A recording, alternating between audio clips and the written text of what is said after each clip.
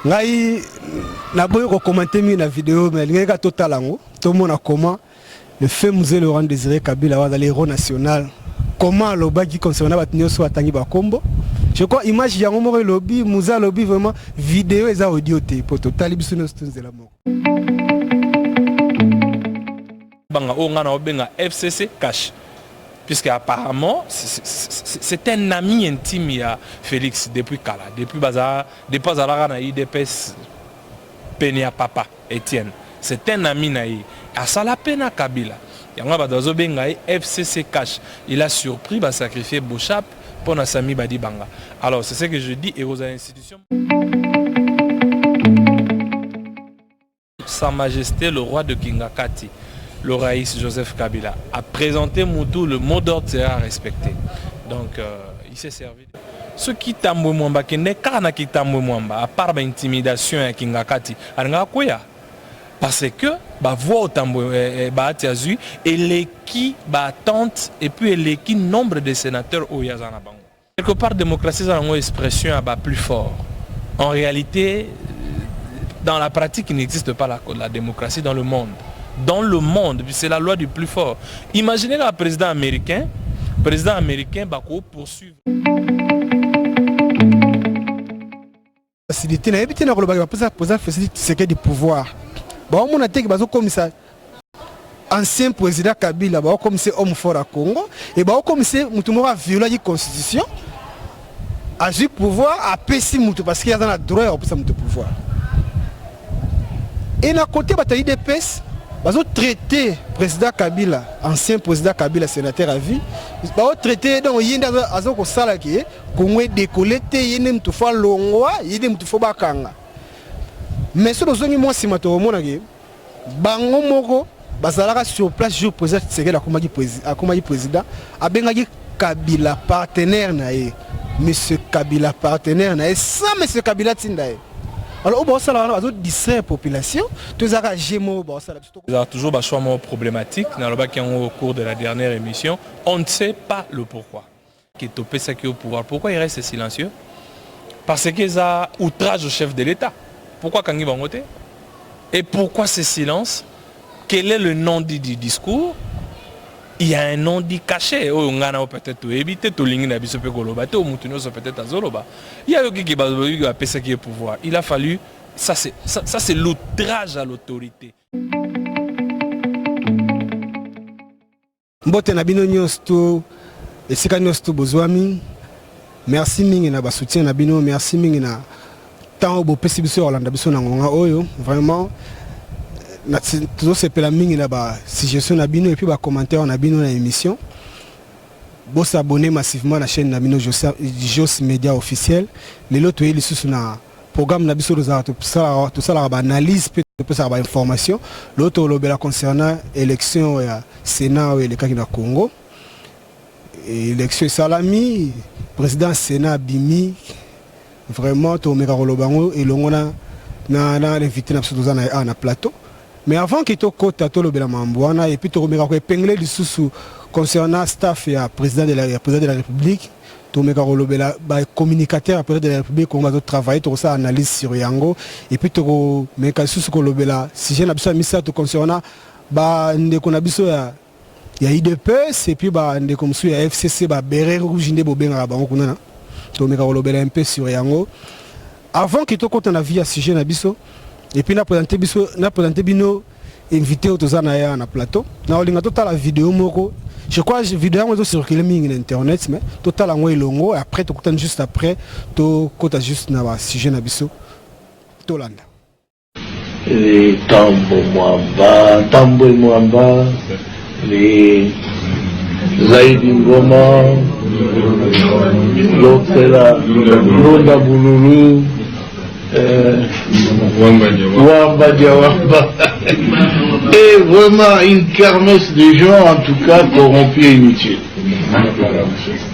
Pardon, le Bizima Karaha, qui était mon ministre des Affaires étrangères, que je croyais congolais, à ma très grande surprise, quand j'avais demandé à cette armée de se retirer, et avait déjà fermé devant lui, ils disent leur armée se retire, ils se sentent en insécurité. Je dis, mais non, votre armée reste. C'est l'armée rwandaise qui se retire. C'est pas la vôtre. Mais ils ont disparu. Et j'ai compris qu'il n'était pas congolais alors. Parce que l'armée qui s'est retirée était rwandaise. Ah oui. Un ministre congolais, un ministre d'État a disparu. Un ministre des Affaires étrangères a disparu. J'ai dit, nous étions infiltrés alors. Infiltrés au sommet de l'État. Alors ainsi on aura pu découvrir des documents où Kagame dirigeait ces gens-là, où il complotait pour que les Tutsis prennent la tête de ce grand pays qui n'est pas le leur. Alors, ça n'est trop, hein. Le pays ne leur appartient pas. Vraiment, je crois que tout le monde comment le feu Musée Laurent Désiré Kabila a expliqué président du Sénat actuel, M. Tambwe Mwamba. Vraiment, commentaire rebelle zate. Je crois que vous avez déjà commis tout ça. Ndeko na biso azali journaliste et analyste politique. Ndeko Francis Ata Mbote. Mbote Ndeko Jos, boni. Ouais, santé là bien en Angola Nzambe, vraiment. Tout ça toujours na vérité polele. On a un ami parce que l'on a eu tout ça déjà la fois passée. Impressionnant, on a une vidéo tout à la seco. Bien, Mouzé a dit des choses, mais la politique est un peu dynamique. Le Bazaki aventurier, Lélo, je ne sais pas comment on va vous qualifier. Mais il y a une grande partie de la confiance mingité dans Alexis Tambwe Mwamba.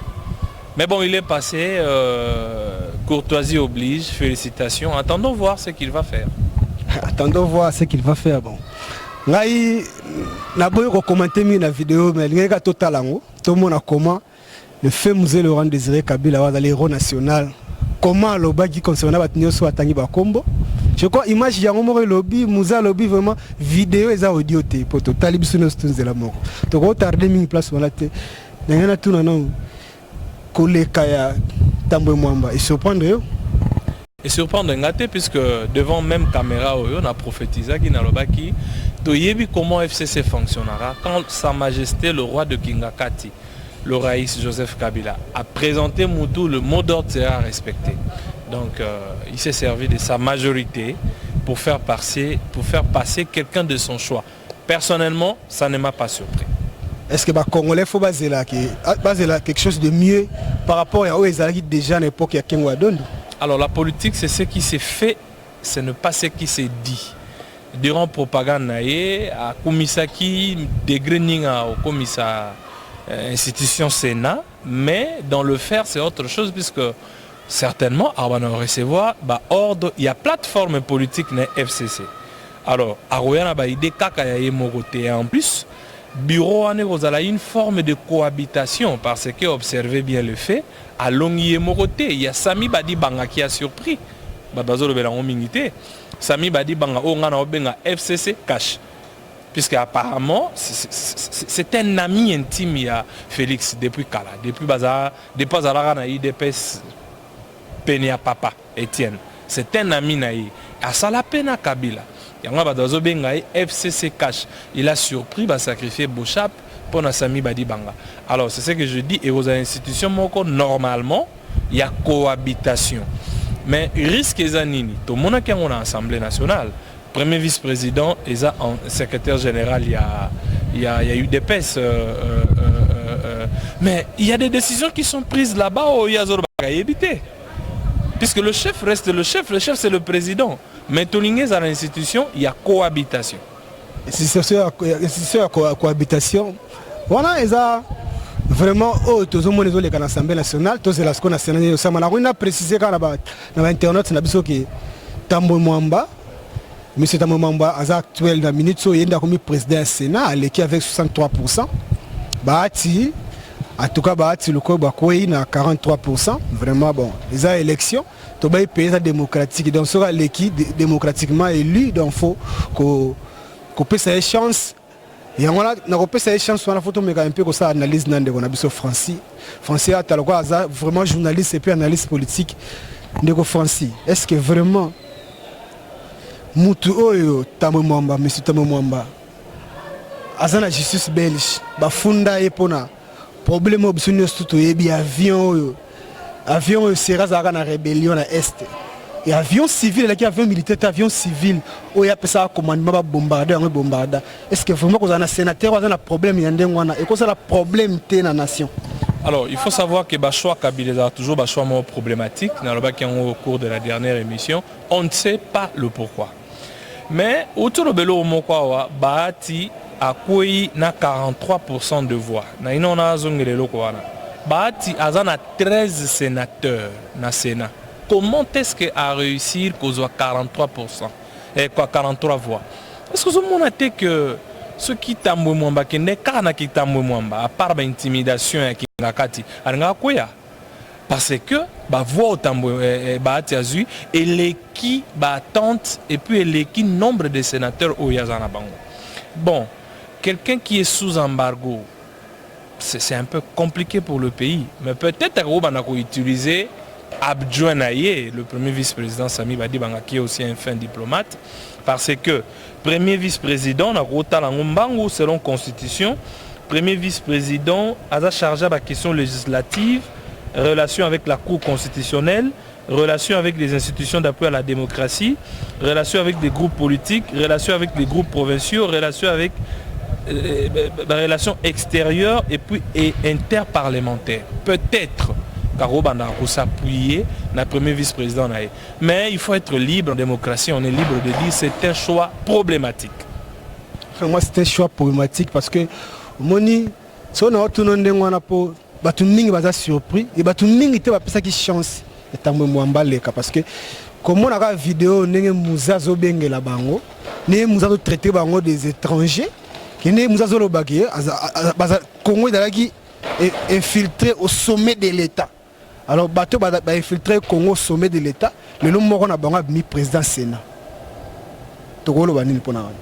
Alors tokolo ba que démocratie congolaise zo mécamo moké ko boîtier. Et puis on n'arrive pas à comprendre qu'est-ce qui se passe entre Joseph Kabila et puis Félix.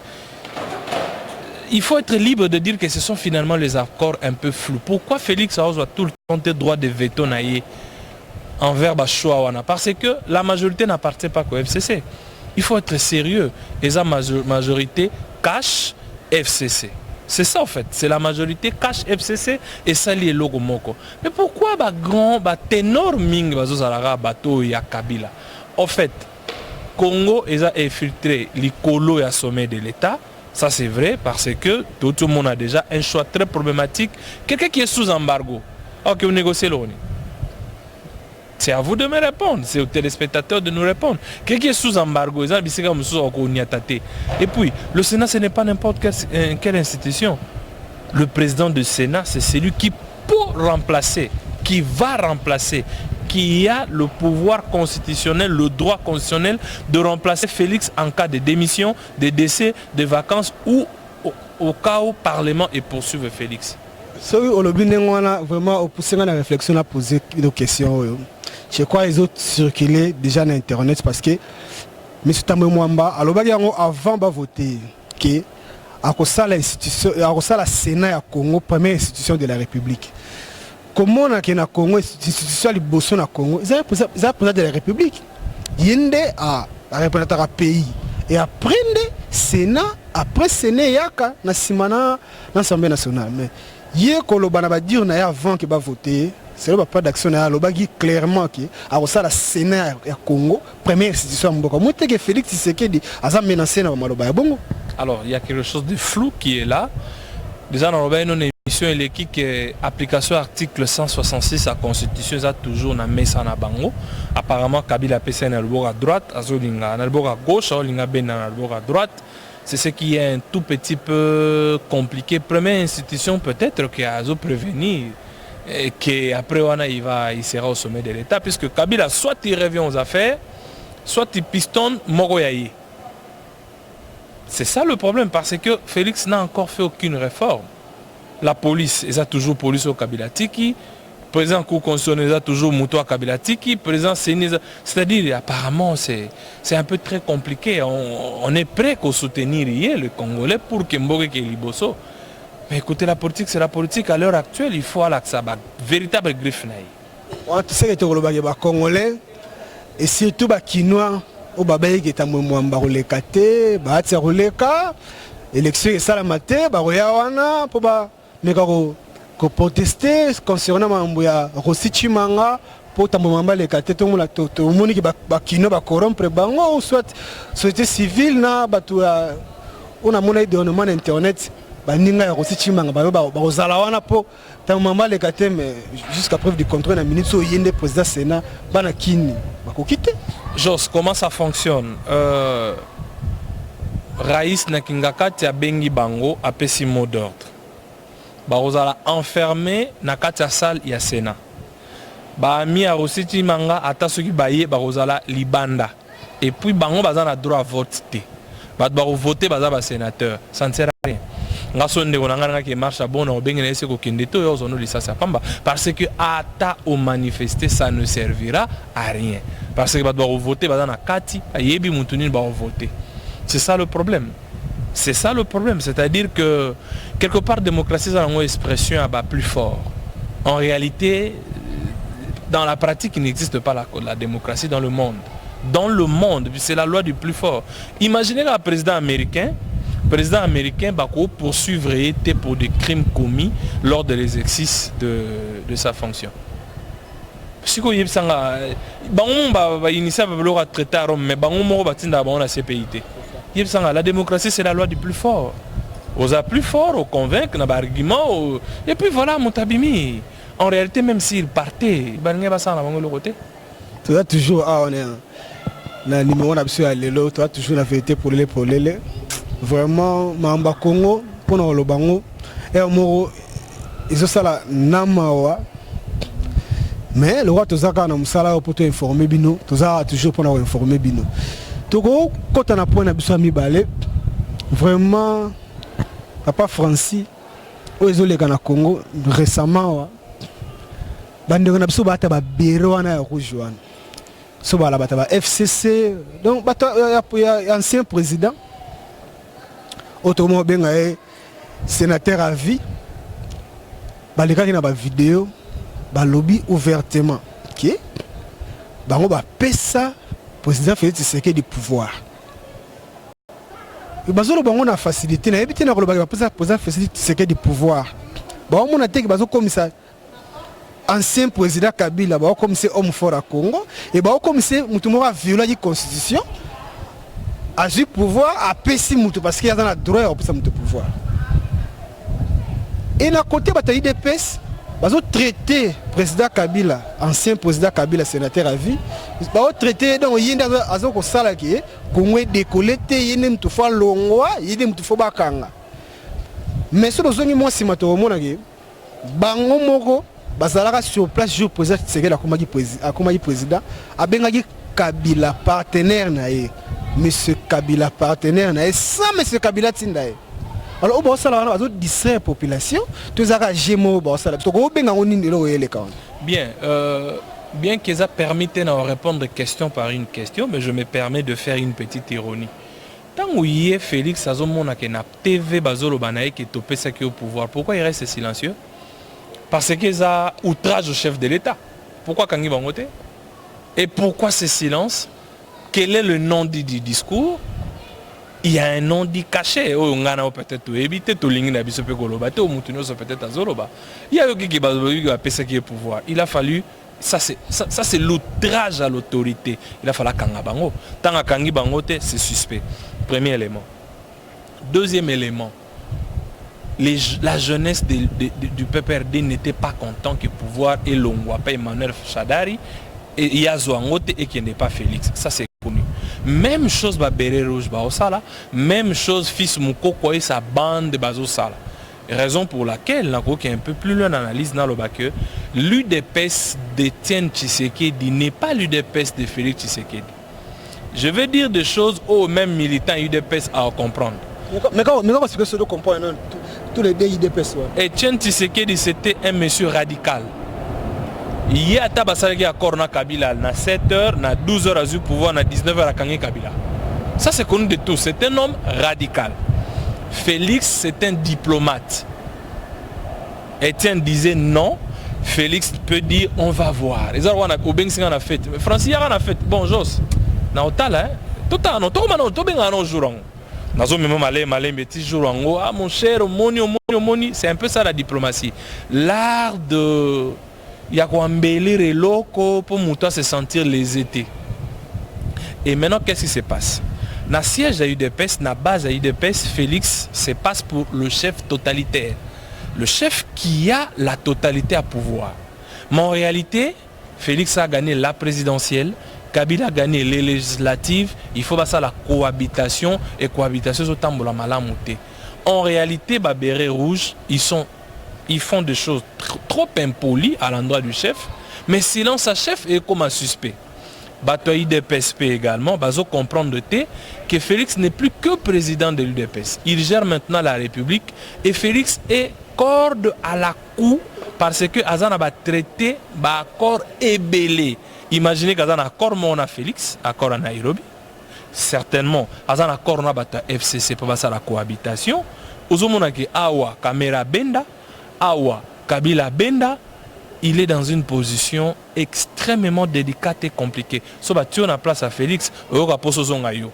Si tu as la place à Félix, tu as la place à Zongayo. Vraiment, analyse c'est vraiment. Mais pour ça, Félix, n'est pas au combat, il n'y a pas combat mboka, il n'y a kini kuna. Il pas gérer les mboka. Et entourage, parce que tozala bisonos na bomo mutabota mi mikolo azate président ancien président Kabila avant il a pouvoir à 18 ans. Ils ont bilo musu se banda salama. Mutofa bete la bino na lisolo. Après le solo ne bo comprendre que salamaki. Mais na tour a fait Tshisekedi de commis président asolaka na ba joueur. Au moins image moko ya bien té et bimine internet. Président tellement quelque part image et bimine internet. Et que plus loin, il y a un tweet à président, ou un tweet à présidence, sur le talent, il y a une photo orthographe. Il y a un Fatia Komara, pour le président, comme on a tweeté, bateau va comme la raie, bateau va sincère au salam salam. Moi je crois que Félix a aussi la popularité. Il veut d'abord démontrer dans la sortie publique, dans la show, le joueur, main libre. Alors c'est la paix, hein, Alex Akaza, le peuple d'abord, quoi, un peu plus proche du peuple. Mais entourage Nezo qu'on a abusé. Et tant bazo qu'on a abusé la confiance, comme il manque à respect à l'endroit du chef. De toutes les façons, il est chef. Et comme il manque à respect à l'endroit du chef. Ça, c'est un aspect des choses. Autre aspect des choses, le président ne fait pas de tweets, vous avez dit vrai. Mais vous avez vu que dans le Congo, Moutounio, ça commence à tweet. Au pirata, Moutounio, c'est pas comment on a tweet, il y a vrai et faux. Au mono général qui ngande a tweeté qui. Tombe hollandais, j'ai été piraté. Foot d'information, Bimi, il a un tweet. Deuxième tweet, on a utilisé ce qui est indélié à Wanganyango. Mais bah tweet, il y a présidence, il y a autographe, il y a tweet à présidence. Bon, autre chose. Aujourd'hui, tout peut être piraté. Il y a aussi des gens d'être FCC. On dit filmer fils mon qui c'est qui n'est pas préparé à la scène politique. Il y a filmer na la samba, ba la pire aussi. Il y a trucage, il y a filmer il y a moi ça une vidéo à l'objet qui va c'est une ère à détente, avant c'est détente. Et ça trucage mais je suis en train de dire que bato FCC ba zuango le rôle arme contre y. Un exemple, on appelle ça qui FCC est capable de créer tweet, il y a le couteau nord de la présidence seulement pour le salir. Ça, avec les gens du FCC, donc, au lieu on a Tongo, on a Midi, sont des gens qui sont moralement, ils ont du cœur à tout, ils sont prêts à tout, au mal, au bien et à tout. Donc manque à respect envers chef. Et puis, entourage n'est qu'on s'en abusé. En réalité, il faut entourage et protéger. Mais quand on parle de son entourage, on voit entre autres Kamere. Kamere, ce n'est pas n'importe quel collaborateur. Premièrement, Kamere était candidat président de la République. Atel Ibayan en 2011 face à Étienne Le Père. quand Félix n'était pas encore candidat. Kamere a déjà dirigé un parti quand Félix ne dirigeait pas encore un parti politique. Alors Kamere a un accord de Nairobi na Félix. Cet accord dit primature qui n'est pas Kamere, présence à Séné qui n'est pas Kamere, ministère de la Défense qui n'est pas Kamere, ministère de la Finance qui n'est pas Kamere, ministère de l'Infrastructure qui n'est pas Kamere. Oui, Kendate. Oui, Kendate. Avant Nikimia. Alors lui, c'est un directeur de cabinet avec pouvoir. C'est un directeur de cabinet qui a rendu vice-président de la République. Ce n'est pas n'importe quel directeur de cabinet. Donc, Boroba détourné, Félix a encore le béloté, puisqu'il y a quelque chose qui les lie au cou. Naïe. Pendant que ma poème est en Est, Bato Bazoli a bien été, et en plus, Bato Ming Bazo Zela, 100 jours et les gagis, président Osala le sous Nini Osala qui est amélioré, la vie sociale à Bato Nagisasa. Mais vidéo Zobima, président tout souriant, na ex-président Bavandi, Bazolia, Balimbalia, Bazobenga Bambaleka, na bourgeoisie tout. Vraiment, quelle image ya olaksa peuple. C'est vraiment vidéo bon comme les mutumobo avant d'arana est qu'on a passé babundara. Est-ce que vraiment et ça l'est bien mon président avant de parce que image est joie. So bali moi ça métis hein. So linga eza wana mboka mindela so lingi mundele. Olingi posona e mozo bosana ke bolamba fufute hein. Oyengi na ye ba komisiyo ba photo na ba Facebook ba WhatsApp na Kinshasa na Afrique ba muni ya bala mundele. Mais tant comme tant fufu au regretter à faire l'ingérence de la congolaise. Je dis ça pourquoi? Je dis ça pour dire bah tente au peuple et aux la pas Félix et vous risquez ils la déçu parce que Félix peuple linga qui a kanga Kabila et pourtant au kanga Kabila té c'est ça le problème. Mais nande ba vandi bongo et puis président tout télé mapena azo le baginga linga bilon na linga pena bilon hôtel linga o musus imagine ni ba hôtel ya président et puis sur hôtel o monage na vidéo wana Joseph Kabila avandi nae avandi osala sourire mo bena ya mona geno tala bato mamba osala. Quelle image ya président de la République wana zobi? C'est ça le problème. Image à quelqu'un qui est peut-être insouciant, image zo pesa na miso abateza quelqu'un qui a dit des choses qui ne se réalisent pas encore. Yango na hotel goloba ke ba tantôt bat bandoze la Félix et vous risquez à la déçu. Parce que Félix a beaucoup de contrats qui les lient. Surtout dans le premier mandat, ça serait beaucoup très difficile à réaliser Marambe Belé. Ça, c'est vraiment la vérité. Est-ce que Bato vraiment faut baser là que na entrée à Tambwe Mwamba, étant que président Sénat, na Assemblée nationale, quelque chose qui changer dans le Congo, qui peut promettre et ça la population malade. Alors c'est compliqué. Oui, mais document mon besoin tambola, il y a CPI, il y a documents. Na linga ito que nous souke la nebe na wana po. Na linga ito que souke la wana. Document il y a mandat d'arrêt contre Joseph Kabila, Lambert Mende, Alexis Tambwe Mwamba, Emmanuel Shadari et Evariste Bocha.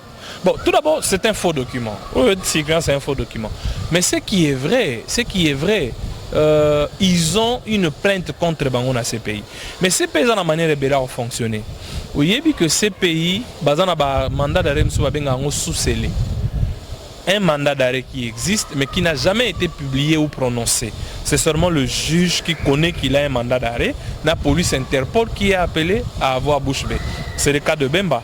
Bemba avait déjà une accusation, mettons mandat d'arrêt Bimi, ils ont qui sous-scellé. On va surprendre dans un restaurant. Donc, côté, il y a protection ni Félix Akosa à Kabila. Peut-être dans le pays. Pour ce mandat d'arrêt dans Congo, moi je ne vois pas Félix livrer Kabila. C'est vraiment impossible.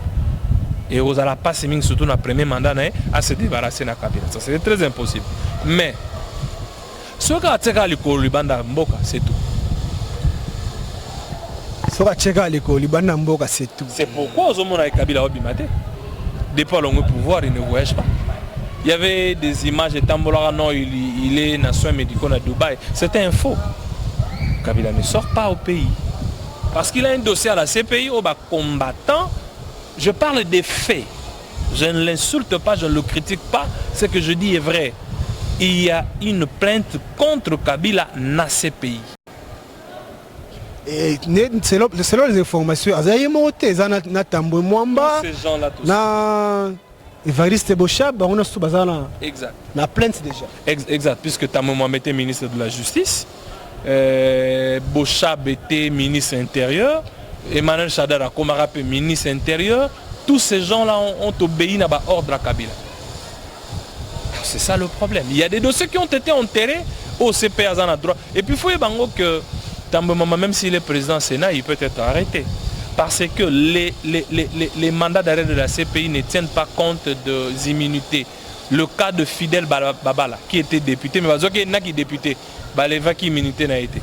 Le cas de Omar El Béchir, tant qu'on a sommé mon Kinshasa na Kabila, CPI Kabila livré. Même en Afrique du Sud. Exact. Comme président de la République.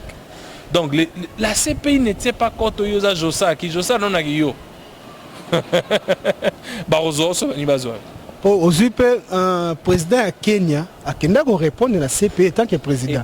À Kenya va répondre après à Zongi. Exact. Donc, c'est que même Kabila n'est pas sénateur à vie, aucun de la CPI à répondre après à Zongi. Ah non, Kabila ne partira pas pour que ce soit à Zongaté. Vous savez, je sais, moi je suis d'une formation journalistique. Un journaliste analyse les faits. Ce que je dis, c'est du sérieux. Soga ke a Zongaté. Pourquoi? Parce que Mundele a faire comprendre de Félix que pour pouvoir na vendre, il faut simbela au Kabila. Nenge Kabila a simbisa bemba. C'est la même chose.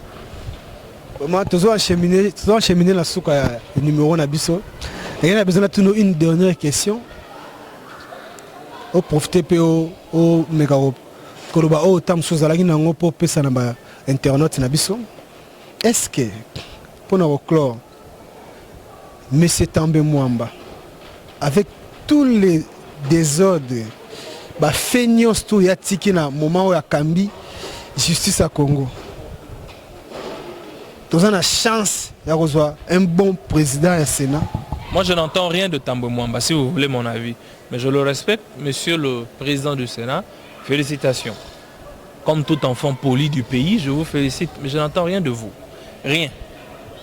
Pourquoi je n'entends rien de Tambo Mwamba? Tambo Mwamba va simplement obéir à tout ce que le Raïs va le dire. Au nom de la loyauté par Raïs. Tambo Mwamba, combien de sénateurs vont voter? C'est Kabila qui a fait de lui président Sénat. Tout comme Kabila peut le destituer comme président Sénat. Donc je n'attends absolument rien de Tambo Mwamba. J'attends une seule chose de Tambo Mwamba. À obéir à l'ordre de Raïs. Mais ngai na osenga na ye. Pour reculer la démocratie na bisoté, qu'il soit coopératif en endroit, il y a Félix. Même si on va ça qui est pouvoir, mais qu'on bousculer, c'est retarder toute une démocratie.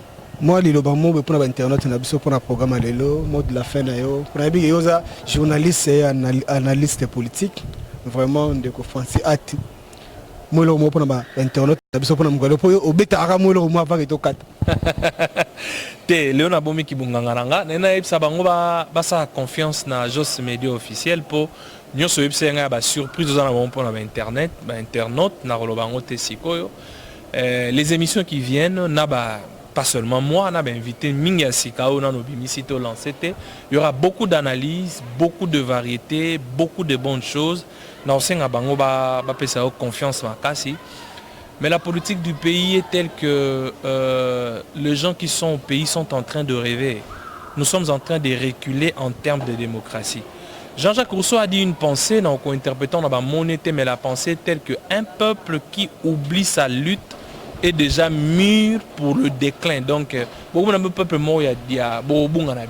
un peuple ne doit pas oublier sa lutte. C'est ça le problème. Et si Kabila veut une bonne cohabitation dans le nouveau président, il faut traiter à gagnant-gagnant. Il y a gagné, mais il n'a pas gagné. Il ne faut pas traiter à la part du lion. C'est ce qui dérange. Oyo Ferre a dit Atalasima Azongamut. Merci Jos pour l'invitation. Atalasima Azongamut. On a maloba Ferre Gola. Merci Nabino Stubolandi Biso vraiment. Bon partager l'émission. Bon s'abonner massivement à la Jos Média officielle. Vraiment, on a 4 émissions sans qu'on ait remercié Fisto FM. Na Edmonton, Salon FM, Perfection. Vraiment, merci pour votre soutien. À la prochaine.